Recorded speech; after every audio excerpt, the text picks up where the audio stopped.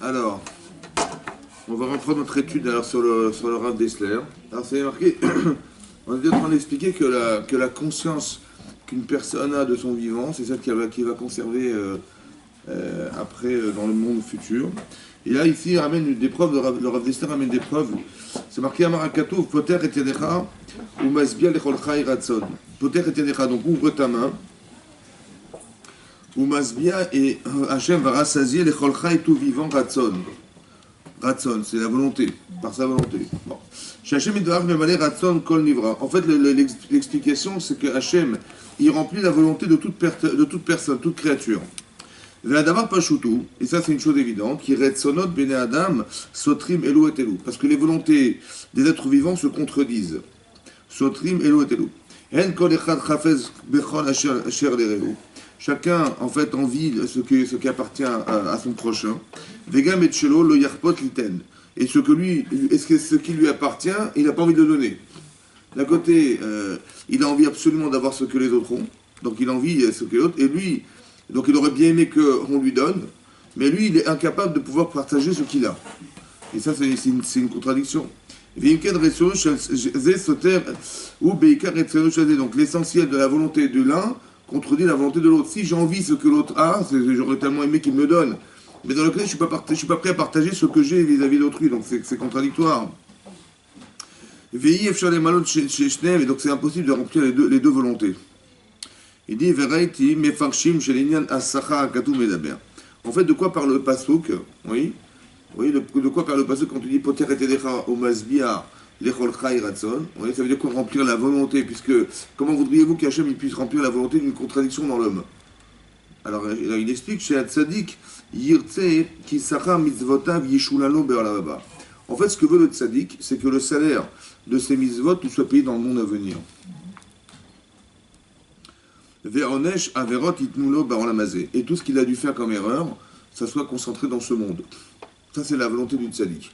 Ça veut dire qu'il faut partir avec un objectif en tête. C'est de savoir qu'on veut atteindre quelque chose dans sa vie. Et c'est ça l'objectif à atteindre. Et cet objectif-là, c'est celui qu'on veut atteindre, et donc tout ce qui va permettre d'y accéder, on y accède, ouais, et tout ce qui va nous empêcher d'atteindre, on aurait préféré que ces choses soient réparées sur Terre, pour pouvoir être entier dans la faculté qu'on aura d'exister dans le monde à venir. Asher Be'era Yichlof Ya'avor. Donc dans ce monde-là, c'est un monde qui est de passage, oui, Veno Shave Arbe Menav. Et donc ce monde-là lui importe peu. C'est-à-dire qu'il faut partir du principe, il faut que dans la tête il y ait une balance claire, oui. Ce qui n'est pas simple, en fait, c'est de comprendre que le monde dans lequel on vit est un monde précaire. C'est pas évident, parce que les premiers réflexes qu'on a, c'est des réflexes de Olamazé, c'est pas des réflexes de Olava. Et donc, il faut mettre en tête, il faut avoir cette sensibilité particulière que de sentir qu'on est dans un couloir. Voilà, on est dans un couloir, alors qu'on n'a pas l'impression d'être dans un couloir, et qu'au bout de ce couloir, il y a une porte, la porte, cette porte, on doit la pousser pour atteindre le monde à venir. Donc, partir dans cet esprit-là. Et donc, tout ce que je vais pouvoir faire pour atteindre ce but, cet objectif, je dois mettre en œuvre ma vie et mon esprit dans cet objectif-là. Et parce que le monde dans lequel on vit est un monde qui a une fin en soi. Donc, la punition de ces fautes, elles vont se traduire dans ce monde. Alors, qu'est-ce que j'appelle la punition des fautes? Il faut comprendre, parce que nous, on a l'impression que c'est un châtiment. On est comme des enfants qu'on va punir à l'école et qu'on va châtier dans ce monde. Oui. Alors, il faut comprendre que le châtiment d'Hachem, comment on va dire, le châtiment d'Hachem, la souffrance du châtiment, c'est la souffrance de l'inadaptation à ce qu'on attend. Quand on souffre de quelque chose, ouais, c'est qu'on n'est forcément pas adapté à ce qu'on s'attendait à vivre. Et donc ça, c'est une souffrance. Ça va? Par exemple, j'imagine que je pense que c'est ça le pshat de la Emunat Hachem, hein, c'est de comprendre qu'Hachem existe. Ça veut dire que, quand vous voyez par exemple deux exemples dans la Torah, dans la paracha de Miketz, où là-bas on nous dit que quand Yosef il a rencontré ses frères, il les a traités d'espions, et il leur a dit écoutez, c'est simple, ne revenez plus en Égypte si vous ne revenez pas avec votre frère Binyamin. Et comment ça se passe? Et donc quand ils sont repartis, ils ont finalement acheté de la marchandise, ils sont repartis en Israël, et en repartant, Lévi, il ouvre sa sacoche et il trouve l'argent qu'ils avaient dépensé pour acheter la marchandise. Et là ils ont dit Hachémi Manachnu, on est des fauteurs. Et quand ils ont été racontés à leur père, il leur a dit, ils se sont dit peut-être que pourquoi on nous fait souffrir de cette manière? Parce que peut-être qu'on n'a pas souffert lorsque Yosef criait dans le puits au secours, sauvez-moi. On l'avait jeté dans un puits, il a crié au secours. C'est-à-dire qu'ils ne se sont pas reprochés d'avoir vendu, mais ils se sont reprochés qu'ils n'ont pas été sensibles, suffisamment sensibles en lui disant bon écoute, on est désolé, ils auraient dû souffrir pour lui, ils disant écoute, on est désolé pour toi, mais malheureusement on est obligé de te vendre, voilà ce que tu as prétendu dire et tout ça, c'est insupportable, tu vas couper avec l'Israël en deux, c'est impossible, tu ne vas pas être le roi en sachant que Yehuda est le roi. Et donc peut-être qu'on n'a pas été sensible à ce moment-là. Ouais, on aurait dû avoir de l'empathie malgré tout en lui disant on est désolé, mais on doit te vendre, et ça, ils n'ont pas ressenti. Peut-être c'est ça qu'on veut leur faire ressentir. Vous avez compris? C'est que la souffrance, c'est quoi? C'est ce qu'on aurait dû subir à ce moment-là, qu'on aurait dû vivre et qu'on n'a pas vécu, qui nous rattrape. C'est ça le Honesh. Vous comprenez? Le Honesh, c'est quoi la punition? C'est pas qu'on est puni, en fait. C'est pas que c'est arbitraire. C'est Mida Keneged Mida. Ça veut dire que ça correspond. Il faut qu'on réfléchisse à ce qui m'arrive, en fait, est une carence. La souffrance que je vis, en fait, c'est une carence que je aurais dû vivre et je n'ai pas vécu, alors on me l'a fait vivre. Vous comprenez? C'est ça le Honesh. Ça veut dire que si quelque part ils avaient été sensibles, ils auraient eu un comportement différent. Après, quand finalement on va retrouver la coupe dans la sacoche de Binyamin, ils vont tout de suite dire à Yosef on va être tes esclaves. Voilà, écoute, libère cet enfant, nous on sera tes esclaves dorénavant, prends des esclaves. Parce qu'en fait, ils se sont reprochés d'avoir vendu Yosef esclave. Mais c'est quoi le principe? C'est de dire. Et c'est marrant parce qu'ils ont précédé le Honesh. C'est intéressant, ça veut dire que ce qu'on vit en fait, ouais, ce que vous vivez, ce que nous vivons tous, ce que j'appelle un châtiment, c'est quoi? C'est d'être en mesure d'avoir la conscience de ce qui m'a manqué quand j'ai fauté. Ça veut dire, si j'avais été sensible à ce que veut dire être esclave, est-ce que j'aurais traité mon frère de cette manière? Je pense pas. C'est ce qui m'a manqué, vous comprenez? Parce que j'ai décidé de dire, allez, on va le vendre esclave. Mais si je savais le côté effroyable d'être vendu esclave, est-ce que j'aurais pensé le faire? Non. C'est ça le Honesh. Vous avez compris? C'est d'avoir la conscience qui m'a manqué quand j'ai agi. Parce que si je l'avais eu, j'aurais pas fait cette erreur. C'est ça le principe de Mida Keneged Mida. Ça veut dire que Hachem nous remet dans des conditions qui sont les vraies conditions pour dire maintenant qu'est-ce que tu ressens? Je dis ben là, ça se fait pas. Je dis ben voilà, c'est ce que tu as fait. Vous avez compris? C'est pas pour dire, c'est pas qu'Hachem il dit tiens, voilà comme t'es bête, voilà ce que tu aurais pu faire et ce que tu n'as pas fait. Non, c'est pas ça le Mida Keneged Mida. Le Mida Keneged Mida, c'est de se mettre dans la peau de celui qui aurait dû ressentir. Et là, on me met dans la position, et dans cette position-là, effectivement, je ressens ce que j'ai pensé, et ça, c'est pas possible. Un petit peu comme Yosef. Il va penser que ses frères ont traité ses demi-frères d'esclaves, alors il va être vendu esclave. Il a dit, tiens, ils sont soupçonnés d'avoir des mœurs un peu légères, il y a la femme de Potiphar qui lui va courir derrière. Pourquoi? Parce que tu ne peux pas parler comme ça si tu n'es pas dans les conditions de celui qui le pense. Alors Hachem, il met dans la condition. Alors c'est dur, parce que manifestement, c'est parce qu'on l'aurait voulu, mais c'est ce qu'on a été. Et c'est ça qu'Hachem, il voulait. Donc, on aurait dû être ces personnes-là. Et comme maintenant que je l'ai vécu, c'est un plus, parce que maintenant que je l'ai vécu, je sais que je vois exactement les conditions dans lesquelles j'ai mis la personne. C'est ça, vous avez compris? Voilà. Donc c'est ça. Donc plusieurs exemples pour vous expliquer que c'est ça le Honesh. C'est ça que la personne veut vivre. Pourquoi? Parce que dans l'instant où je l'ai vécu sur Terre, j'ai été construit sur Terre, donc j'ai la sensibilité qui m'incombe pour que quand dans mon futur, je n'aurai pas ce problème. Vous avez compris? C'est pour ça que les tzadikim, ce qu'ils ont construit sur Terre, ben, ils veulent le vivre, c'est plus tard, et ce qu'ils n'ont pas réussi à vivre, qui est une carence, finalement, alors j'aurais préféré, comment on veut dire, être sensible ici pour avoir cette conscience et que dans mon futur, ça soit pas un obstacle. Vous avez compris? C'est ça que ça veut dire. Ok? Donc toujours dans cette perspective. Par exemple, un exemple qui est aussi flagrant, c'est comme ça.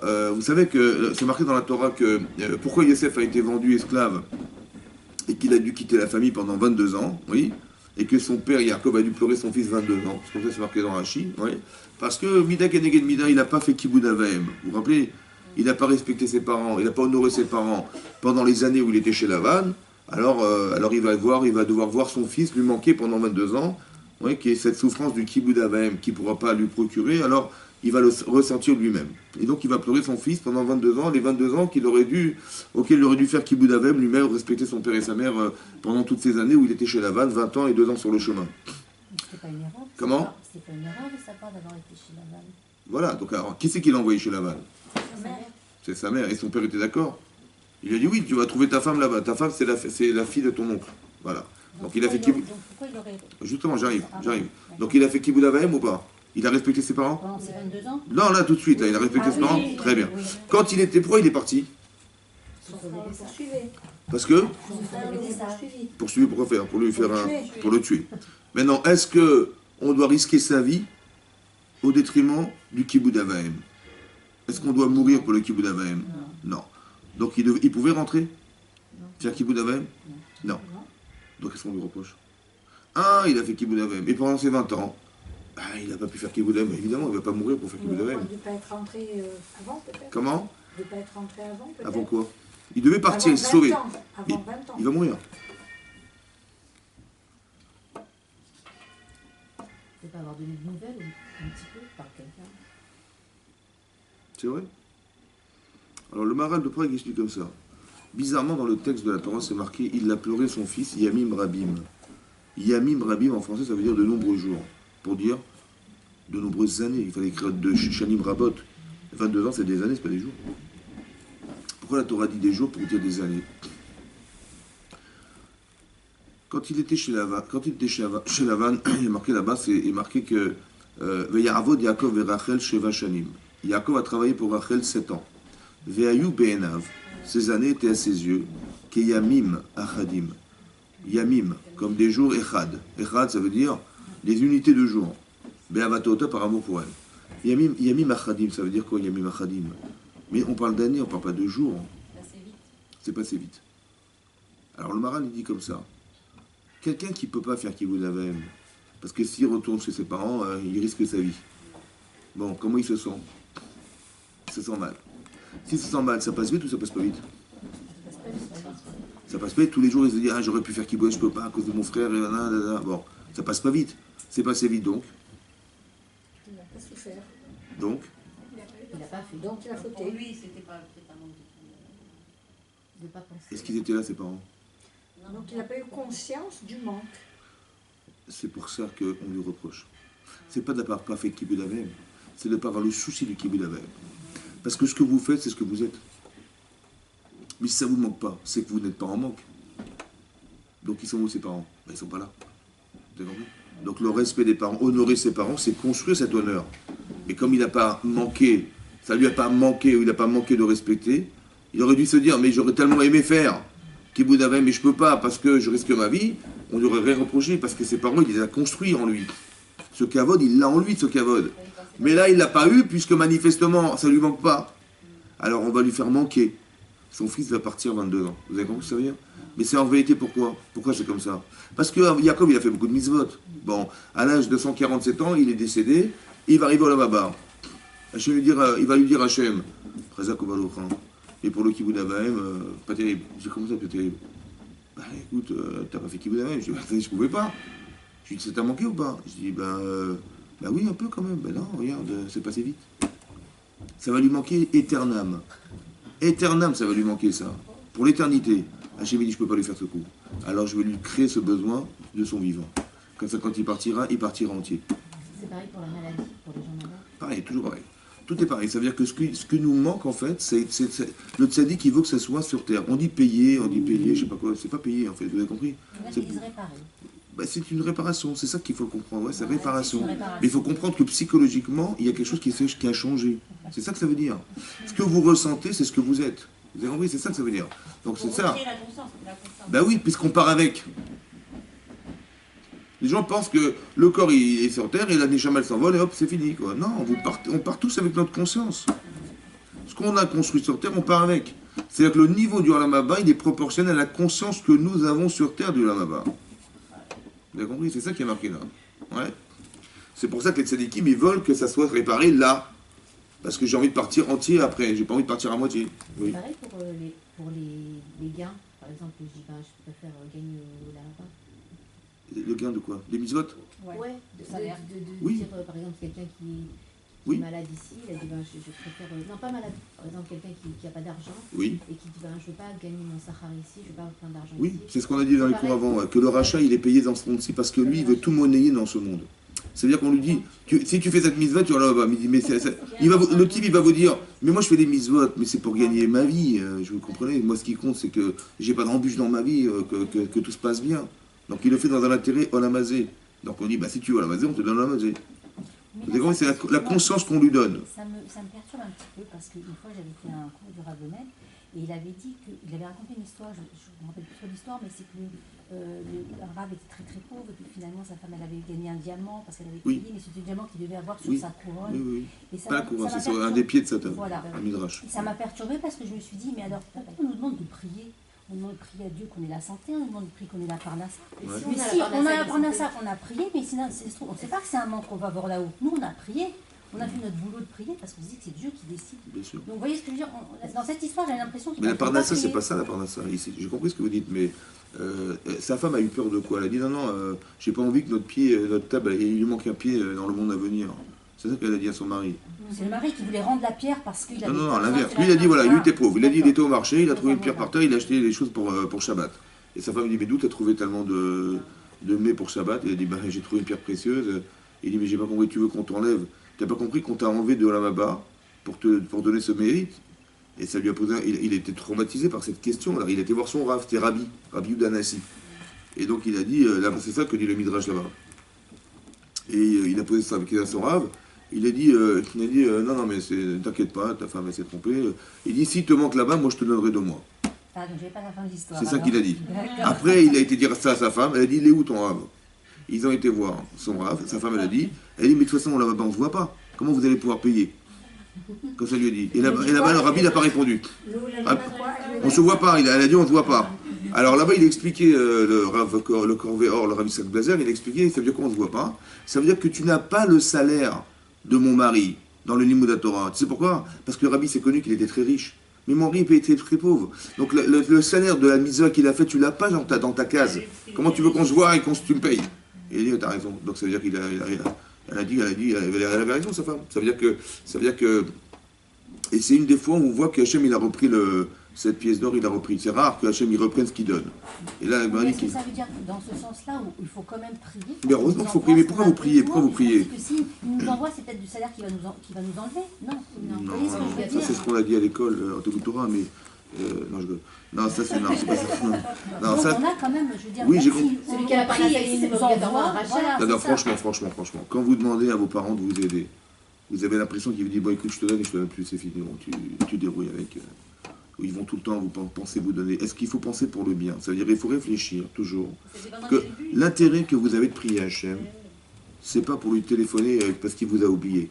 On ne sait jamais. Allô, tu suis là, tu te rappelles, je suis là. Hein, Non, l'intérêt c'est de créer un lien. Faut savoir que c'est lui qui- Maintenant, quand vous voyez que ce lien se réalise, c'est pas pour vous payer là-bas. Donc on a C'est peur- l'inverse. faut avoir peur d'avoir nos prières Mais c'est réalisées. l'inverse. C'est pour dire, mais tu vois, Hachem, il a écouté ce que je lui ai demandé et il m'a agréé ma petite fila. Donc quand il agrée, c'est pour agréer quoi, les Réchaïm? C'est pour leur payer le salaire dans ce monde-ci, c'est l'inverse. Quand vous voyez que ça marche, ça veut dire qu'Hachem, il est proche de vous, vous avez atteint un niveau. Quand ça marche pas, ça veut dire 2 choses. Soit vous n'avez pas atteint ce niveau, soit votre demande, il vaut mieux pas l'avoir. Oui, mais enfin, quand même, les Imaot, elles ont prié pour avoir des enfants, elles ont été payées. Elles ont eu quand même Elles ont eu un quoi? salaire comme des enfants. Oui, mais le salaire, c'est pas de ça dont on parle. C'est pas le salaire de la mitzvah. Mais c'est Attendez, une je vous réponse, explique. ça. Il y a- C'est une réponse, ça. Oui, c'est vrai, bien sûr. Mais c'est pas le salaire de la mitzvah, ça. Le salaire de la mitzvah, c'est ce qu'elles sont devenues. C'est pas ce qu'elles ont reçu. On dit, la Gemara dans Brachot, elle dit que le salaire de la mitzvah, il est dans ce monde. Mais c'est le salaire de la mitzvah, c'est ce que dit le Pirkei Avot, que mitzvah goreret mitzvah. Le salaire de la mitzvah, c'est d'avoir la sensibilité d'avoir la mitzvah, et maintenant j'ai envie d'en faire d'autres. Mais on ne parle pas de ce salaire-là, nous. On parle du salaire en là-bas. Ça veut dire ce que vous êtes, c'est ce que vous allez mériter d'avoir là-bas. Quand je dis, mais nous croit que le salaire, c'est Hachem, il a des billets de banque, il les distribue. C'est pas ça le salaire, hein. C'est pas le salaire, tiens, l'autre il a plus d'argent que moi, Non, c'est il a un la lobaba place plus grand que le qu'on va mien. avoir, Comment? c'est la place Oui, qu'on mais va avoir. c'est quoi la place? C'est quoi le niveau de la place? C'est votre niveau. C'est votre niveau, votre niveau de conscience. C'est ça le niveau. Quand Hachem il éprouve à Moshe Rabbeinu, et pourquoi faire? Mais c'est pour augmenter son niveau. Quand il dit Hachem, il dit à Moshe Rabbeinu, écoute, ils ont fait le veau d'or, ou ils ont fait je sais pas quoi, ils ont fait les Meraglim, ils ont fait du Lachonara, écoute, c'est simple, on va les détruire et on va faire de toi un nouveau peuple. Tu es nouveau Adam Arishon.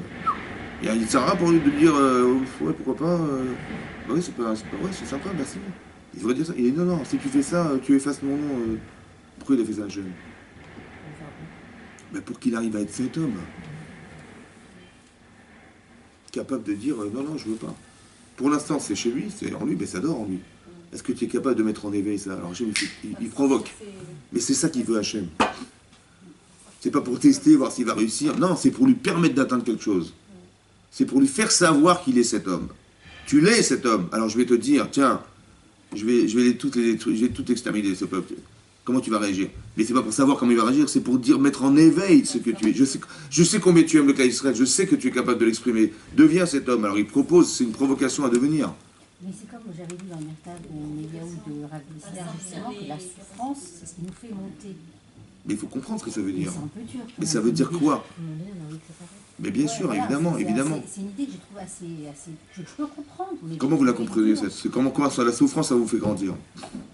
Parce que déjà, je me dis que quand Hein? ça nous donne du létard. Mais pourquoi Hachem, il est obligé de faire souffrir pour faire... déjà, Au lieu de faire dans le bonheur, c'est plus facile. Oui. Dans le plaisir, c'est plus facile que dans la souffrance. Non, dans le plaisir, on s'échappe. On a tendance à oublier qu'il y a... C'est vrai ce que vous dites, mais je veux dire, Il y en a, mais comment vous comprenez que la souffrance nous fait avancer? Ça nous accable la souffrance, ça ne nous fait pas avancer la souffrance. Alors c'est quand même son Ça nous idée. soumet. C'est quand même son idée. J'ai quand même compris cette idée. Vous avez compris quoi? Vous avez compris quoi? La souffrance nous fait nous élever. Non, ça c'est ce qu'il a dit. Mais vous avez compris quoi? Ah. C'est ce qu'il a dit, vous avez compris. J'ai eu du mal à comprendre justement. J'ai eu du mal à comprendre parce que c'est une idée assez dure pour avoir un niveau élevé de Torah, je pense. Pour l'accepter avec son phrase, il il faut avoir un super... Qu'est-ce quand on souffre, qu'est-ce qui se passe? C'est le dernier On reconnaît qu'on n'est plus capable et qu'on s'en On remet va- en on se tourne, on développe sa émouna, C'est la conséquence de la souffrance. Mais qu'est-ce que ça vient éliminer, la souffrance? la gava. La gave. Ça veut dire Par exemple, vous avez des gens qui ne sont pas religieux. Et quand ils sont très très malades, ils vous disent tu peux pas aller voir le rabbin qui me fasse des brachot et des gens prient pour moi, fait des télim. Je pas compris, mais t'es pas religieux. Qu'est-ce que tu... Hein? Mais pourquoi ils deviennent religieux ces gens-là? parce qu'ils savent qu'il S'en n'y a remettent plus plus à rien eux-mêmes, ici-bas ils s'en d'humain, de Hein? rationnel, il n'y a plus rien de rationnel possible. Alors peut-être comme ça. Vous savez pourquoi on n'est pas religieux? Parce que comme j'ai des intérêts personnels qui vont contre la Torah, alors ça ne m'intéresse pas la Torah. Ça va? Qu'est-ce que fait Hachem? La souffrance, c'est d'éliminer l'intérêt. Qu'est-ce que je lui donne de la religieuse? Moi, les gens prient juste comme ça, les trucs, ça va pas. Quoi. Bon, pas envie. Là-dessus, ça m'intéresse pas. Et puis moi, j'aime bien sortir. Et puis les garçons aussi, machin, truc qui me cassent la tête. En fait, c'est l'intérêt qui m'empêche d'atteindre. Maintenant, quand j'ai plus d'intérêt, je commence à devenir lucide. C'est-à-dire que moi, je crois que c'est moi qui ai décidé de dire dans la Torah, c'est pas cohérent, c'est pas ça qui sont des religieuses et machin. En fait, c'est pas ça. En fait, c'est l'intérêt que j'ai de profiter de ce que j'ai envie qui m'empêche de le devenir. Vous avez compris ça? Mais c'est pas moi qui ai choisi, en fait. C'est l'intérêt qui choisit pour moi. C'est tellement aveuglant, c'est tellement attrayant, c'est tellement désirant que j'arrive pas à penser que je vais rater cette occasion. Alors la souffrance, ça permet de légitimer un choix. Maintenant, tu n'as plus envie. Alors, qu'est-ce que tu décides? Vous avez compris? Voilà. Et là, je deviens lucide. Malheureusement, je suis aveuglé par le désir.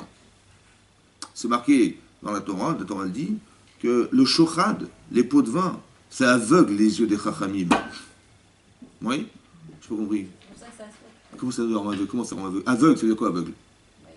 Ils savent plus faire la balance. Il ne peut plus voir. Il n'y a pas marqué. Marqué c'est mes salèves d'ivre et de sadikim, ça déforme les paroles des justes. Des paroles justes, ça les déforme. Ok, là je comprends ça. Mais comment ça rend aveugle? Comment on ne peut plus voir? Il ne voit rien. Hein? Il ne peut pas voir. Comment il ne peut pas voir? Ça veut dire quoi pas voir? Il sait ou pas? Le chacham, il sait ou pas? Il ne peut plus voir. Il ne peut pas voir. Comment il ne peut pas voir? J'ai compris, mais comment il ne peut pas voir à cause de l'intérêt? C'est la question. Comment à cause de l'intérêt, j'arrive plus à voir? Son regard est faussé. Ça, c'est autre chose. C'est Messalef. C'est déformateur. Messalef, c'est déformateur. Mais il y a deux choses. Dans le texte, il y a marqué deux choses. C'est Me'aver, ça rend aveugle. Les sadikim, les chachamim, les pikrim. Et c'est Messalef, c'est déformateur de paroles justes. Voilà ce qui est marqué dans le texte de la Torah. Alors je comprends que c'est déformateur, je comprends, parce que j'ai pas envie, alors je m'arrange, je déforme. Ok, mais avers, c'est quoi mais avers? La matérialité, elle bouge, elle aveugle, quoi. Mais comment vous comprenez? C'est opaque. Mais comment? C'est ça ma question. Comment je deviens Parce aveugle? qu'on lui a donné de l'argent pour passer au pape. C'est ça que vous voulez dire. On est sur l'intermédiaire. Comme un type, il est tombé amoureux d'une fille qui n'est pas pour lui. Il dit, mais non, elle va changer. Il est aveugle, il n'arrive pas à voir. Il n'y a plus dans des réfractoires. Mais pourquoi il ne peut pas voir? Parce qu'il n'a pas envie. Et ça veut dire quoi alors? Ben, c'est ça veut ça. dire qu'il est déterminé déjà dans son choix. Et donc il va le légitimer. Mais comment oui, il est déterminé, mais comment il ne voit pas? Il ne peut plus voir. Parce qu'il n'a pas envie. Parce qu'il n'a pas la Il réalité de la trouve, Torah il devant trouve lui. c'est lui-même. Mais qu'est-ce que l'envie a à voir avec la vision? La pulsion, le... Qu'est-ce que ça a à voir? C'est entre Ça le cœur et légitime. entre le cœur et la tête. Non, mais des exemples, il y en a des millions. Hein. Mais je veux juste comprendre le phénomène de ne pas voir. C'est quoi le preuve? Regardez comme ça. En fait, il faut que vous sachiez. Ça coupe ça dissocie la tête. Oui, mais et le comment cœur. ça marche? Il faut comprendre comment ça marche. Allez comme ça. En vérité, si vous pensez, c'est parce que vous désirez.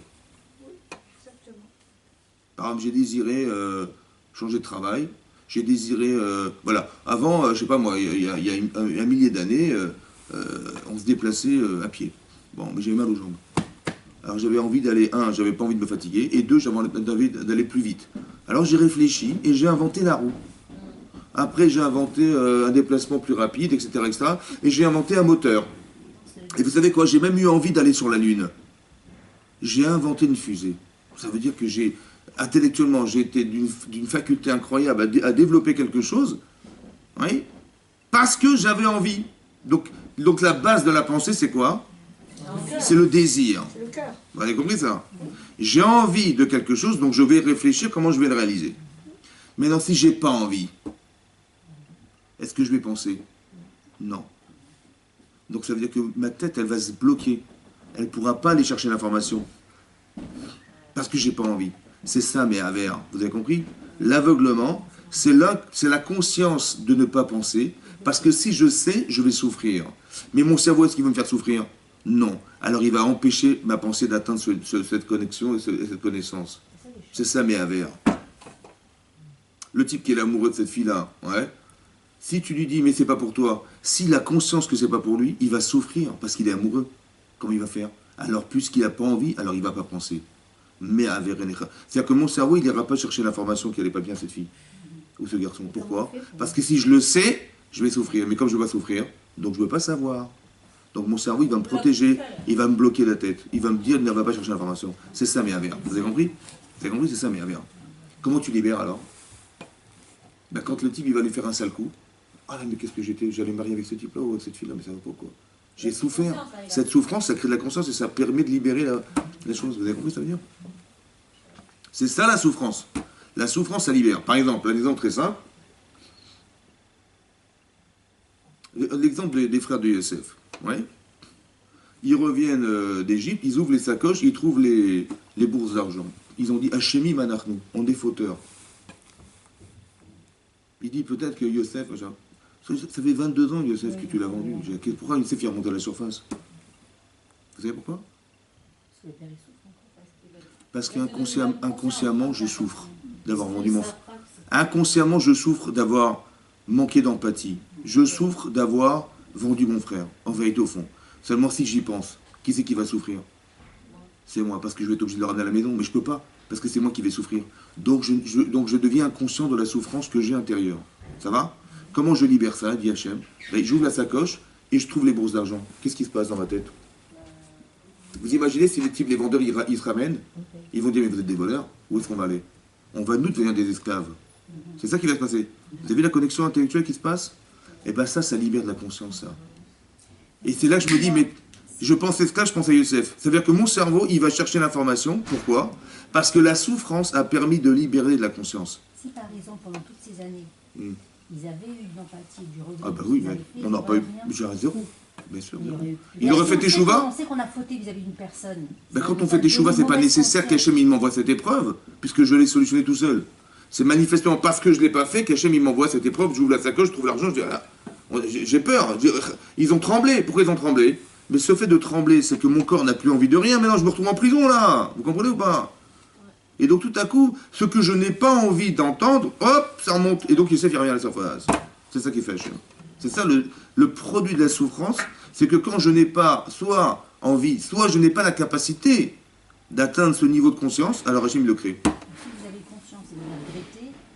terminé, pas besoin. Oui, c'est le résultat de ce qu'Hachem il attend de moi. Donc il envoie ça, c'est pas pour m'embêter. C'est un chesed d'Hachem, ça. Vous avez compris? Que la souffrance, c'est un chesed, parce que manifestement je suis têtu, et comme j'arrive pas à me libérer de cette conscience, alors je... Pourquoi vous croyez qu'il faut avoir de la Yirat Shamayim? La Yirat Shamayim, c'est quoi? C'est quoi la Yirat Shamayim? La Yirat Shamayim, c'est comme ça. Votre cerveau, vous l'utilisez de deux façons. Et en général, on l'utilise d'une façon, c'est de dire, je réfléchis à ce qui me fait plaisir. D'accord? Ou je réfléchis à ce qui ne me fait pas plaisir. D'accord? Donc, je ressens des sentiments personnels, et mon cerveau, il va essayer de réaliser ce que je ressens. C'est ça qui se passe, oui? Ou alors, j'ai une souffrance, j'ai dit, tiens, il neige, est-ce que je prends ma voiture?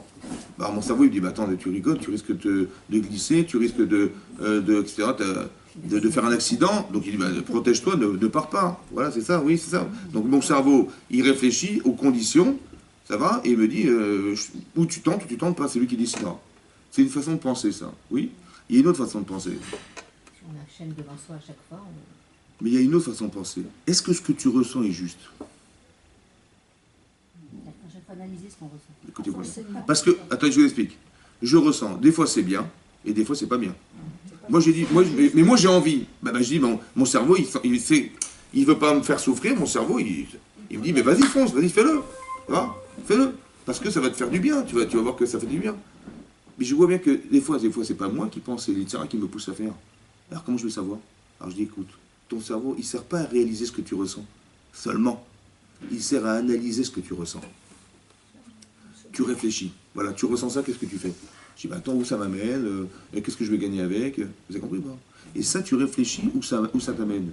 Et où ça t'amène, c'est faire sortir. Si ça a de l'avenir, c'est une mitzvah. Si ça n'a pas d'avenir, c'est une avéra. Alors réfléchis avant. C'est ça, réfléchis. Pas réfléchir à réaliser ce que tu ressens. Réfléchis à savoir si ce que tu ressens, c'est juste ou pas. C'est juste pour ça qu'on étudie la Torah. On étudie la Torah pour avoir la capacité de penser. Est-ce que ce que je ressens est vrai ou est faux? Est-ce que ça m'amène à quelque chose de positif ou ça détruit ma vie? Mais réfléchis. Quand on dit réfléchis, fais pas tout ce que tu as envie de faire dans ta vie. C'est pas tout ce qui est bon qui est bien. Et tout ce qui est mal c'est pas vrai. Tout ce qui est mal n'est pas forcément mauvais. Et tout ce qui est bon n'est pas forcément bien. Alors que nous dit, ouais, si ça te fait du bien, c'est que c'est bien. Mais non, c'est pas vrai. Vous avez compris? Tu as le droit d'analyser et de réfléchir, est-ce que c'est bon pour toi de faire? C'est peut-être bien, c'est peut-être bon pour toi, mais c'est pas forcément bien pour toi. C'est bon, mais c'est pas forcément bien. Parce que tu sais pas où tu vas avec. Oui? Alors que si c'est... Et des fois tu dis, oh mais ça me fait mal. Juste, tu comprends, c'est parce que ça fait mal que c'est pas bien. Peut-être que c'est pas mauvais. Peut-être c'est bien. Peut-être que des fois il faut faire des efforts, il faut s'engager, c'est pas forcément bon, mais c'est bien. Donc c'est... Hein? Comment? On n'a pas dit que c'est pas facile, on a dit qu'il faut commencer à avoir ce mécanisme en tête. Parce que le tzaddik, c'est celui qui maîtrise. Mais c'est quoi maîtriser? C'est réfléchir à ce que tu ressens. C'est ça maîtriser. Vous avez compris? J'ai pas tout le temps... J'ai envie de faire certaines choses dans ma vie, mais je ne sais pas qui pense en fait. Est-ce que c'est moi qui pense ou c'est moi qui pense? C'est mon corps qui pense ou c'est ma tête qui pense? Je ne sais pas. J'ai envie de faire des choses dans ma vie, j'ai envie de réaliser. Alors tu vas analyser, ou alors tu demandes conseil. Parce que c'est aveugle, le désir aveugle. Alors peut-être tu vas demander conseil à des gens, eux qui sont neutres, ils vont te dire, ah non mais tu sais, tu te rends pas compte, il y a ça. Ah ouais, heureusement que tu nous as posé la question. Pourquoi je leur ai posé la question? Parce que peut-être que je suis aveugle du désir. Et je ne vois pas tous les embûches et tous les points qu'il y a derrière. Alors j'ai la Yirat Shamayim, j'ai peur de me tromper. J'ai peur de ne pas être capable d'analyser ce que je ressens. Alors j'ai demandé à quelqu'un qui est extérieur, qu'est-ce que t'en penses? Il va me dire, mais ça c'est bien ou c'est pas bien? Hein? Oui, parce que ouais.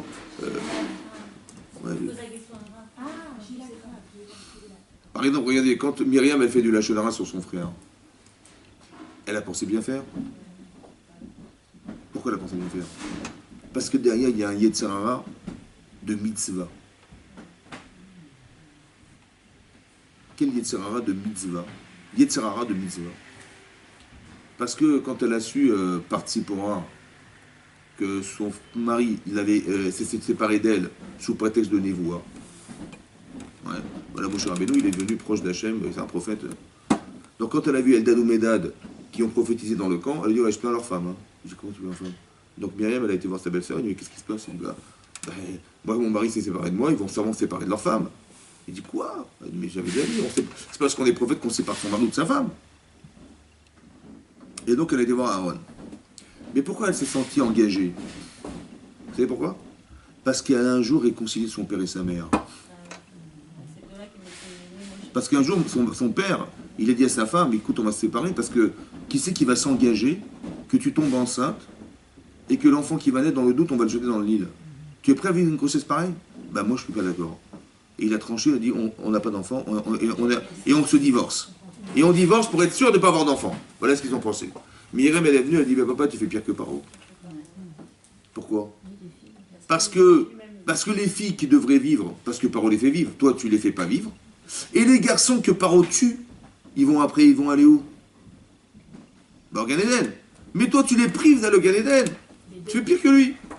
Sur le plan physique, la fille, elle doit vivre, tu l'empêches de vivre. Et le garçon qui va au Gan Eden, tu l'empêches d'aller au Gan Eden. Fais pire que Paro. Et après qu'il s'est levé, il a répousé sa femme. Et donc, ils ont eu Moshe Rabbeinu. Donc si Moshe Rabbeinu, il est là, devant moi, là, c'est grâce à qui? Dites-moi. C'est grâce à moi. On a reçu la Torah grâce à qui? Grâce à moi, voilà, je suis Myriam, grâce à moi. Oui, non. Mais c'est pas une gava, c'est la fierté de la mitzvah. Maintenant, la fierté de la mitzvah, écoutez-moi bien maintenant. Maintenant, quand on entend sa belle-sœur dire, mais mon mari s'est séparé de moi, oh là là, l'opportunité de folie. Je vais revivre encore le plaisir que j'avais eu d'avoir sauvé mon père et ma mère, et grâce à moi. Et mon père et mon frère, il fait la même erreur que mon père. Mais c'est logique, c'est père et fils. Vous avez toute cette logique-là, en fait, c'est la logique du Yetzer. Et qu'est-ce qu'elle va faire? Elle va raconter à son frère, regarde ce qu'il fait Moshe, ce qu'il a été faire et tout. Elle va lui raconter pourquoi elle a été voir directement sans réfléchir. Parce que la satisfaction d'un mitzvah de réconcilier son frère et sa belle-sœur, mais c'est extraordinaire, vous comprenez ou pas? Le problème... Il était fort, les Tzahara. Comment? Il était fort, les Tzahara, il était malin. Pour une mitzvah, Mais c'est ça, mais ça c'est les tzara des tzadikim, ça. Ouais, c'est quand même... Et pour vous expliquer pourquoi je vous dis ça, parce qu'Hachem a dit, quand il leur a parlé, il a dit Madoua lo yiritem les daber. Pourquoi vous n'avez pas eu peur de dire? Vous avez compris? J'ai peur de dire, j'ai peur de penser, j'ai peur de me tromper. Ça veut dire comme ça. J'ai un grand plaisir, hein. Mais qui me dit que ce plaisir il est vrai? À ce niveau-là, c'est incroyable. Peut-être que je me trompe. On reste tout le temps dans le doute. Alors. Pas tout le temps dans le doute. Non, pas tout le temps. Ça veut dire que je suis perfectible. Si Myriam, Il ne faut pas faire... Attendez, je vous donne un exemple, il est oui, extrême. Pas se comparer. Moi, je veux comprendre des mécanismes. Après, chacun son niveau. Elle a un niveau extraordinaire, et on n'est pas à ce niveau-là. De comprendre des mécanismes. Quand vous décidez quelque chose, d'avoir peur de se tromper, ça veut dire... C'est pas parce que j'ai très envie de faire quelque chose que c'est juste pour moi. Ça va? Par rapport à lui, c'est les tzaratov. Je fais une mitzvah. Attends. Mais qu'est-ce qui te fait dire? Peut-être que tu es poussé par l'intérêt de réconcilier ta conscience avec toi-même en disant, mais je vais refaire une mitzvah. Alors il a dit, Madoua le yitem et daber. Ça veut dire, toi tu as dit, mais on est tous des prophètes. Et Hachem, il m'a pas téléphoné pour me dire qui ton mari. Donc Moshe a inventé cette histoire. Ça va? Si tu étais égal à ton frère, j'aurais compris que c'est vrai. Mais est-ce que tu es égal à ton frère? Alors peut-être la différence, elle explique la nuance. Pourquoi tu n'as pas eu peur de dire? Vous avez compris? Ça veut dire que si tu avais été neutre, tu avais dit, attends, je ressens des trucs, mais je vais... Comme si qu'il fallait avoir une capacité mentale de ne pas être prisonnier du désir pour réfléchir. Elle savait qu'il parlait à Kadosh Baruch Hu, donc c'était un ordre d'Akadosh Baruch Hu. Comment elle a pu... De quoi? Un ordre de Pharaon, Qui a dit que c'est un ordre? Myriam. Oui, mais c'est ça le problème. Qui a dit que c'était Hachem qui lui a dit? Moshe Rabbeinu, il parlait... Mais c'est ça le problème, parce que c'est... Mais si c'était vrai qu'Hachem lui avait dit, il nous l'aurait dit aussi. Or, il ne nous l'a pas dit, donc ça veut dire qu'il l'a inventé. C'est ça le vrai... Vous savez jusqu'où ça va, ça? Ça, c'est souvent spécifique au Lachon Hara. On donne toujours des explications. Oui, mais c'est l'exemple que je vous explique, c'est pour vous dire qu'il faut avoir peur de ce que je pense. Vous avez compris? Parce que des fois, c'est pas moi qui pense. C'est quoi? Il faut travailler la nava, là, non? Il faut être capable... Moi, ce que je pense, c'est comme ça. C'est très important d'apprendre à être rationnel dans sa vie. La rationalité, il n'y a pas d'émotion. Donc je dis, par exemple, et si j'étais Moshe Rabbeinu, ou si je dis j'étais ABCD, vous dites ABCD. Si par exemple vous dites, dans l'exemple que je vous ai donné tout à l'heure, le type, il est très amoureux chez quelqu'un, etc. Ok, mais bon, si j'étais, bon, j'ai dit, voilà, ouais, il y a A qui est très amoureux de quelqu'un, qui est B, et puis on dit du mal sur la paire sur B, etc. Qu'est-ce que je fais? Je dis, j'ai peur de rater ma vie, j'ai peur que A rate sa vie, vous avez compris? Et tout à coup, je deviens lucide. C'est pas moi qui pense.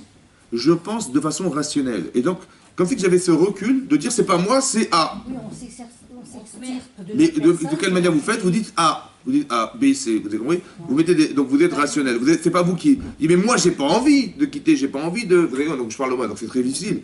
Mais quand vous êtes capable de rationaliser les événements, vous êtes capable de penser neutre. Et ça vous permet d'être lucide. Dire, non, c'est vrai, c'est n'importe quoi.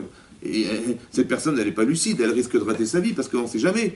Au moins, on va vérifier. Mais j'ai pas envie d'aller vérifier parce que je n'ai pas envie, parce que si je vérifie, s'il s'avère que c'était vrai, je vais souffrir. Et j'ai pas envie de souffrir, donc je prends le risque, c'est pas grave. C'est ça le problème. Alors quand je dis ABCD, je dis attends, c'est grave parce que voilà, il y a des divorces, des machins, ça va pas. Ouais. Cette capacité de penser à ce que je ressens.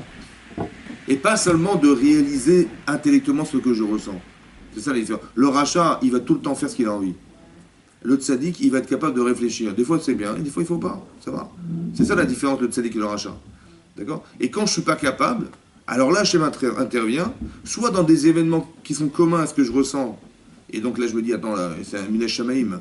C'est ça le Minash Shamaim, vous avez compris? Hachem c'est un grand psychologue. Donc tout ce que vous vivez est une réponse à ce que vous êtes. Pas une question, c'est une réponse. Ce que vous vivez, c'est une réponse. Ça va, ça vient répondre à quelque chose chez vous. Donc je le vis, donc je l'accepte, je le vis. Mais des fois ça me dérange. Je dis, mais si ça te dérange, c'est parce que tu n'es pas en adéquation. Et là, tu sais, tu fais tchouva. Des fois ça fait mal, pourquoi? Parce que si je suis désirante et que ça m'empêche de réfléchir et d'atteindre ce que je veux atteindre, Hachem me dit, attends, on va créer une souffrance qui va bloquer la personne et qui va lui permettre de libérer de la conscience. C'est ça les Makot Mitzrayim. C'est quoi les Makot Mitzrayim? Ben oui, parce que monsieur, c'est le dieu du Nil. Est-ce que le dieu du Nil, il peut libérer les d'Israël? Mais c'est la honte, hein. Ben oui, bien sûr. Qu'est-ce qu'ils vont dire les gens? Alors je dis, écoute mon chéri, t'es plus le dieu du Nil. Voilà, j'ai mis le Nil est en sang, essaie de remettre de l'eau, tu peux pas? Laisse tomber, tu es démasqué, tu n'as plus rien à défendre. Tu n'es plus le dieu du Nil. C'est fini. Alors lâche-les. Vous avez compris? C'est ça que ça veut dire. C'est ça qu'Hachem fait. Il n'est pas en train de punir Paro. Il est en train de lui faire un chesed, de lui enlever le parti pris qui l'empêche de choisir. C'est ça les macotes, vous avez compris? C'est ça la souffrance dont vous parliez. La souffrance, c'est pour libérer de la conscience. C'est pas pour embêter les gens. Pas vous dire, allez, t'as fait ça, allez, tiens, prends une trécha et tu vas voir. Quand on est en souffrance, il faut se poser beaucoup de questions. Il faut comprendre. Normalement, la souffrance, il n'y a que vous qui le savez. Ça doit vous amener à sentir des choses. Hein? Parce que vous pensez souffrance, vous ne pensez pas, libérez-vous en disant, voilà, ce que ça a amené, c'est ça. Ou alors, la souffrance, c'est, les éléments présents dans ma souffrance sont le révélateur de mon problème. C'est les éléments qui sont le révélateur. Par exemple, quand ils ont dit, ils ont ouvert les sacoches des trucs, ils ont trouvé de l'argent. Ils ont dit, on souffre de quelque chose. Peut-être qu'on a manqué de souffrir, c'est pour ça qu'on souffre. Vous avez compris ce que je veux dire? C'est ça. Et donc ils ont pensé tout de suite, quand ils ont vu les sacoches, ils ont pensé on va nous capturer, on va nous amener en prison. Non, on va nous rendre des esclaves. Donc ils ont pensé souffrance, esclave, ils ont dit ah, souffrance, esclave, c'est Yosef. Vous avez compris le lien? Il y a des liens conscients que vous faites et des liens inconscients que vous faites. Par exemple, la Gemara dans Rosh Hashanah, il dit là-bas, on a... Quand ils ont ouvert la sacoche, oui. Ils ont dit... qu'est-ce qu'ils se sont dit par rapport à l'esclavage? Ben, je pense qu'ils ont dit on va nous rattraper parce que finalement c'est l'argent avec lequel on l'a payé. Donc l'argent s'il est là... Attendez, j'arrive. Si l'argent est là, c'est qu'ils n'ont pas été payés, les commerçants. Donc ils vont se plaindre. Et ils vont nous traiter de quoi? Et donc voilà, qu'est-ce qu'ils vont faire? Ils vont demander justice et donc on va devenir leurs esclaves. C'est comme ça qu'ils devenaient des esclaves à l'époque, quand ils étaient des voleurs. Et de penser ça les a fait. Ben oui, parce qu'ils ont pensé esclaves, voleurs, esclaves souffrance, et ils ont, tac, ça fait basculer. Il n'y a rien à payer, il n'y a rien à payer. Il y a juste de savoir, encore une fois, qu'il y a des liens intellectuels qu'on fait, qu'Hachem provoque en fait. Quand je pense souffrance et je pense esclave, je pense à Yosef. Ouais, donc c'est la conséquence. Mais c'est ce qu'Hachem il a créé, simplement en mettant l'argent dans les sacoches. C'est ça qu'il a fait. Mais qui c'est qui a pensé ça? C'est ça qu'il a pensé Yosef, vous avez compris? Mais ça, il a pensé Yosef parce qu'il sait comment Hachem il juge. Donc il a exactement fait le même système. Vous avez compris ça? C'est ça qui se passe. Donc ça veut dire que ce que je vis est une réponse à mon problème. C'est pas un problème. Je dis, ah mais comment je vais faire maintenant? Et comment je vais rembourser? Comment il va? Et s'il nous attrape? Et moi, il dit, mais comment tu vas t'en sortir? Mais c'est pas ça qu'il faut dire. Parce que Dieu existe. C'est pas, ah mais ils vont nous rattraper, on va aller en prison. Je ne parle que d'événements. Non, il faut que je m'habitue à réfléchir, pas événements. Mais qu'est-ce que ça renvoie chez moi, ça? C'est ça qu'ils ont dit, eux. Ben oui, ça renvoie à quoi chez moi? Pour rien, il faut que tout ce qu'on voit, on se Voilà. pose la question. Non, ce que je vais vous dire, c'est la Gemara de Rosh Hashanah. La Gemara dit comme ça. On sonne du chauffard avec une corne de bélier. Parce que ça nous rappelle la Akedat Israël. Mais la Gemara dit, et c'est la halakha, qu'on n'a pas le droit de sonner du chauffard avec un chauffard de vache. Une corne de vache. Elle sonne très bien. Vous prenez une corne de vache, vous la faites, vous la poncez, etc. Ça sonne très bien. Mais c'est pas soul, c'est pas cachère. Pourquoi? La Gemara dit parce que En Kadégor n'a c'est Sanégor. Parce qu'un accusateur ne peut pas être un défenseur. En quoi la corne de vache est une accusatrice? Alors là-bas, le Rav Dessler, il ramène, il dit comme ça. Mais ça, c'est inconscient, écoutez-moi bien. Quand vous pensez vache, vous pensez veau. Vous pensez veau, vous pensez vaudor, vous pensez faute. Ce cheminement intellectuel, là, c'est pas conscient. C'est votre cerveau qui résonne inconsciemment, et lui, il pense vache, vache, veau, vaudor, vaudor, faute. Et après, il dit, tiens, je ressens rien, je sais pas pourquoi je ressens rien. Mais c'est normal, puisque tu penses faute, inconsciemment. Mais ça, c'est ce que votre cerveau, il pense inconsciemment. Mais vous ne le savez pas, ça, vous. Donc, comment je m'en sors, alors? Alors, Hachem, il amène des choses, parce que c'est Hachem qui parle à votre inconscient. Par exemple, c'est tellement fort, ça, que quand Yosef, il a dit à ses frères, la première chose qu'il leur a dit quand ils sont arrivés, il leur a dit quoi? Vous êtes des espions. Qu'est-ce que ça a à voir avec la choucroute? Il a dit, vous êtes des espions. Ouais. En fait, Yosef, il parle à leur inconscient. Il ne parle pas aux gens. Il dit, mais vous êtes des espions. Et il aurait espéré que cet inconscient se libère et qu'ils aient pensé à Yosef. Pourquoi? Parce que qu'est-ce qu'ils ont fait, les frères de Yosef? Quand il a raconté son rêve, il a dit, ouais, qu'est-ce qu'ils ont fait? Vous savez ce qu'ils ont fait? Ils ont espionné ses rêves. Et ils ont interprété que c'était roi d'Israël. En lui, il sait que c'est faux. Mais c'est de l'interprétation, c'est espionnage. Alors il a dit, je lui ai dit, espion, ça va déclencher chez eux quelque chose. Ça n'a pas marché. Alors il a pris Binyamin. Vous avez compris? Mais ça veut dire qu'il est en train de déclencher quelque chose inconsciemment chez eux. Que le discours, pour eux, il ne paraît pas cohérent. Mais qu'est-ce qu'ils nous traitent d'espions? Il dit, oh, vous êtes passé par des portes différentes. En fait, c'est un argument parce que il parle à l'inconscient de la personne. Il sait que derrière, il devrait se reprocher de l'avoir vendu, ce qu'ils n'ont pas été capables de faire. Alors je vais créer des situations qui vont les ramener à penser. Ce que je vous dis là, c'est ce que fait Hachem en permanence. Vous avez compris? Ce que vous vivez, c'est pour libérer de la conscience, en fait. C'est ça qui m'empêche d'atteindre quelque chose. Moi, je dis, je comprends pas, j'avance pas, parce qu'à l'intérieur de soi-même, il y a des blocages. Il y a des choses qui reviennent, non? Pardon? Il y a des choses qui reviennent. C'est-à-dire? En fait, les exercices ratés qui reviennent. Oui, mais parce qu'il y a... Exactement. Donc, ce que je vis, normalement, devrait être une réponse. Mais des fois, je me dis, non. Je dis, non, mais qu'est-ce qui m'arrive? Et je me plains. En fait, j'évite c'est un problème, ce que je vis. Alors qu'en vérité, j'aurais dû le prendre. Donc, quand je le vis comme ça, quand je me plains, par exemple, Hachem, il met les d'Israël devant la mer Rouge. Alors, les gens, ils disent quoi? Il manquait des cercueils en Égypte pour qu'on meure dans le désert. Ils ont dit, c'est un problème. La mer devant soi, les Égyptiens qui arrivent, c'est un problème. Donc, ils vont se plaindre. Mais ils ont raté l'occasion de prier. C'était une solution, en fait. Parce que si tu veux que la mer reste, comment tu vas faire? Il faut que tu pries. Vous avez compris ce que je veux dire? Moi, je croyais que ce que je vivais est un problème, alors je me plains. Mais écoutez-moi bien, si je me plains, ça veut dire que Dieu s'est trompé. Évidemment, si on est croyant, c'est que si je dis, mais qu'est-ce qui m'arrive, mais n'importe quoi, c'est parce que... Et c'est à cause encore de lui, à cause de ça, machin, à cause de ça. Et je me plains, je vois tout ce qui m'arrive, c'est Hachem. Donc si je me plains, je dis, c'est Dieu, il s'est gouré, quoi. Autrement dit, c'est ça que ça veut dire. Réfléchis à ce que tu racontes. Tu ressens des choses, mais réfléchis à ce que tu ressens. Est-ce que c'est juste? Par exemple, on n'aurait pas besoin d'aller voir un rap pour qu'il nous explique ce qui ne va pas. On devrait savoir nous-mêmes ce qui ne va pas. Oui. Après ces mécanismes-là, oui, vous comprenez. Et Hachem est très rigoureux. Mida kenegen mida. Rappelez-vous toujours de ça. Oui. Mida kenegen mida. Ce que vous vivez est à la proportion de ce que vous êtes. C'est ça qui est marqué dans la Védécia. Masbia lechol chai ratson. Hachem, il nourrit en fonction de la volonté. C'est quoi nourrir? C'est pas seulement manger. C'est nourrir, ça veut dire nourrir de l'expérience, de la conscience, de l'évolution. Comme on se nourrit, on grandit avec ce qu'on nourrit. Ben on se nourrit de nos expériences, c'est ça. Et les masbia, les chol chai ratson, Hachem. C'est que ce que je vis, ça vient rassasier ma volonté. En vérité, c'est ce que je voulais, en fait. C'est ce que je voulais. Mais je n'avais pas conscience, de ce que je voulais. C'est ça que j'aurais... En vérité, je souffre intérieurement. Mais ce que j'aurais aimé, c'est qu'Hachem, il me libère. Donc Hachem, ben, je t'envoie, vas-y. Voilà, je l'envoie. Après, je dis, bah, si tu te plains, c'est ton problème. Mais normalement, au fond de toi, tu as envie que ça se passe comme ça.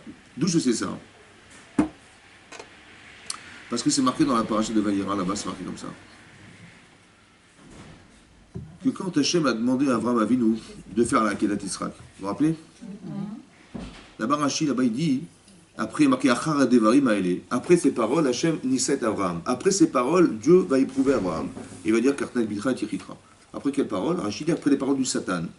Le Satan, c'est le mauvais penchant, et qui est accusateur. Il vient voir Avram, il vient voir Hachem, il dit, tu sais quoi, Avram, il a fait un grand michté gadol, et il a fait un grand coup de pub pour montrer que tu existais, il a invité les grands de ce monde et tout. Mais il n'a pas amené de korban. Par echad à il echad. Au moins qu'il t'amène un par, un bœuf ou un il pour te remercier d'avoir eu le bonheur d'être père et de voir son enfant être sevré. Ce bonheur, au moins de façon verticale, il envoie un korban. Ce qu'il n'a pas fait. Donc il accuse Avram.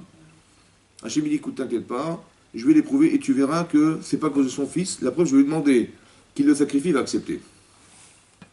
C'est ça qui est marqué dans Hachem. J'ai juste pas compris. Hachem il a raison, il a tort. Il a dit, écoute, il a fait ça les Shem Shamaïm, la preuve, regarde. Il a raison ou il a tort, Hachem? Mais il a besoin. Attendez, il a raison ou il a tort? Il a raison. Est-ce qu'il a besoin de se justifier à Hachem? Non. Très bien.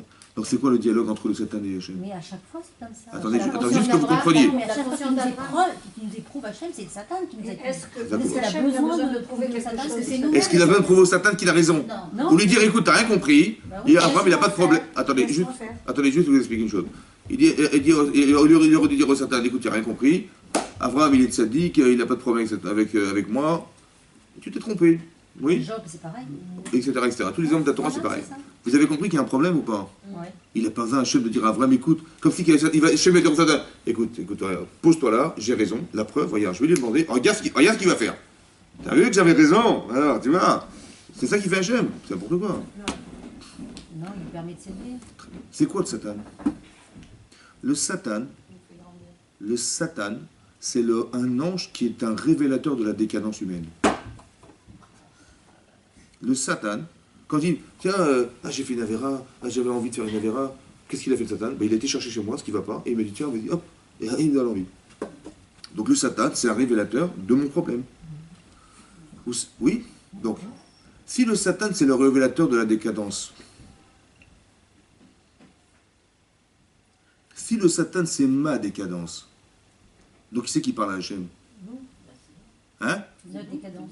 C'est ma décadence. Donc si c'est moi qui parle, quand est-ce que je parle à Hachem, moi? Hein? Vous savez, quand vous dormez, quand vous ronflez la nuit, où est-ce que vous allez? Et vous dites à Hachem, écoute, j'ai pas amené de korban. Excuse-moi, j'ai pas amené de korban. Je dis, t'as pas amené de korban? Alors tu vas l'amener. C'est qui l'a demandé le korban alors? C'est vous. Donc c'est vous qui avez demandé ce que ça vous arrive. C'est de là que je suis. C'est pas les rêves alors, ça n'a aucun rapport. Ça peut être rêvé dans un rêve, mais des fois, il n'y a pas de rêve, il n'y a rien du tout. Mais vous savez que vous rendez des comptes tous les jours. Donc il dit, mais moi j'ai un problème, c'est que moi je ne l'ai pas apporté, et j'en ai pas conscience. Il faut que tu m'aides à l'apporter. Hachem il dit, je vais te l'amener. Le Satan n'est qu'un révélateur de la décadence d'Abraham. Et maintenant, puisque c'est pas cohérent que Hachem il va prouver au Satan qu'il a raison, c'est n'importe quoi. Donc tu es obligé de dire que quoi? Que Hachem il va dire à Abraham, puisque tu me le demandes, je te fais vivre cette expérience. Donc la solution du Korban, c'est la demande d'Abraham Avinu. À son inconscient, parce que s'il avait été conscient, il Tu vois? l'aurait fait. C'est pas vous. C'est le révélateur de vous. Il y a un ange, il vient, il rentre en vous. Ça va? Il dit, madame, elle a un petit problème là, on va lui faire savoir. Et vous avez envie de faire une avéra, ça va? Ce désir-là, il est en vous, en fait. Mais il est révélateur. Comme si qu'on animait chez vous quelque chose. Ça va? Mais ce qu'on anime, c'est ce que vous êtes. Maintenant, si vous l'enlevez, Mais Hachem considère que c'est nous qui lui demandons, pas l'ange révélateur. l'ange, il y a un ange qui vient là-haut, mais je vous l'explique par extrapolation, ça veut dire quoi? Qui vient dire à Hachem, il vient dire ce que je n'ai pas. Moi, je l'extrapole en disant, mais puisque lui, il vient dire ce que je ne suis pas, ou ce que j'ai raté d'être, c'est comme si que moi je lui disais, écoute, je t'en prie, éprouve-moi pour que tu me l'enlèves. Donc ce que je vis en vérité, c'est ce que j'ai demandé. Donc quand vous voyez qu'il vous arrive un truc, au lieu de dire, mais qu'est-ce qui m'arrive? Mais sachez que c'est vous qui l'avez demandé. Mais c'est la même chose quand on est descendu sur Terre. On a choisi tout ce qui nous arrive ici, de toute façon. D'être ce qu'on est, de... J'ai compris, mais est-ce que vous comprenez réellement comme ça? Non. Vous dites, mais ce qui m'arrive, j'ai pas pu venir à cause du train, j'ai pas pu machin, qu'est-ce qui m'arrive? En fait, c'est toujours à cause des autres, il y a toujours à cause d'intempéries. Quand je suis victime de quelque chose, en vérité, si je ne l'ai pas choisi, c'est Simena Shamaïm. C'est ça qu'il faut comprendre. Mais ça veut dire que c'est un message d'Hachem, ça. Mais essayez d'analyser ce qui vous arrive, et pas de vous plaindre de ce qui vous arrive. Parce qu'il sert à dire, tiens, vu ce qui t'arrive. Ça va? Alors qu'il faut arrêter de penser comme ça. C'est pour ça que je vous dis, c'est pas la peine d'aller voir un rave qui nous explique ce qu'on sait très bien. Donc dorénavant, vous pouvez... Ouais. Après, sait très bien. pourquoi on va voir le rave, des fois? Parce qu'on n'a pas soit les émotions, soit la connaissance, soit on est prisonnier des émotions. On n'arrive pas à voir. Soit on oublie Alors on va voir quelqu'un qui est neutre. Le tzaddik, c'est celui qui voit neutre. Voilà, il vous écoute, il voit neutre. Ça va. Mesdames, je suis désolé, là, je vais y aller. Chazak ou Baruch. C'est beau la Torah, franchement, en fait. Merci.